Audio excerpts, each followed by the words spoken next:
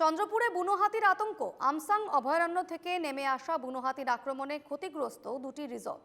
চন্দ্রপুরের ঠাকুরকুচি খামব্রেঙ্গা বিলের পাড়ে দুটি রিসর্টে ভাঙচুর চালায় বুনো হাতি।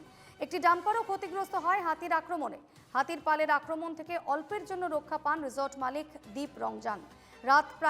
রাতে প্রায় 50টি বুনো হাতির পাল এসে হামলা চালায় বলে জানা যাচ্ছে। অতি ভালেখিনি ক্ষতি হ'ল। একচুৱেলি কি হয়, বনৰীয়া হাতী তেওঁলোকৰ জেগাতো আহিবই।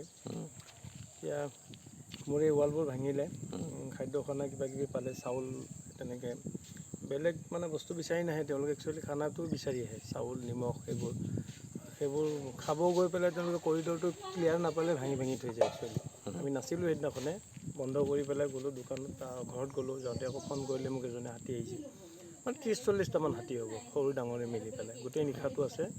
আমি গোটেই নিশাটো গাঁৱৰ মানুহৰ লগত ৰখিলোঁ। আগত এখন হোটেলততো মানুহ ফচি গ'ল ভিতৰত, তেওঁ যাব নোৱাৰিলে ওলাই পেলাই। তেওঁক মানে ভালকৈ এটেক কৰিলে, পিছত তেওঁ বাচিলে কিবাকৈ। ডাম্পাৰ এখন ভাঙিলে আগত। গোটেইখিনি মানে ভালেই ক্ষতি হৈছে আমাৰ।